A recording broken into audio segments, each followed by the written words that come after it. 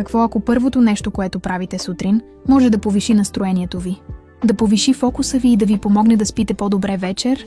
Точно това прави сутрешната слънчева светлина. Само 10-15 минути. Ранна слънчева светлина карат мозъка ви да отделя серотонин, хормонът, който повдига настроението, успокоява и ви помага да останете концентрирани през целия ден. Тя също така анулира вътрешния ви биологичен часовник. А това означава по-добър сън вечер, повече енергия през деня и по-малко следобедни сривове. Сутрешната светлина дори помага за регулиране на метаболизма, балансиране на хормоните и подкрепа на имунната система. А най-хубавото? Напълно безплатно е.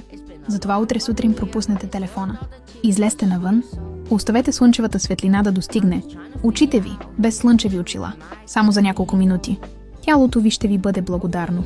Започнете деня си с слънчева светлина. Последвайте ни за още съвети за здраве и благополучие, които наистина работят.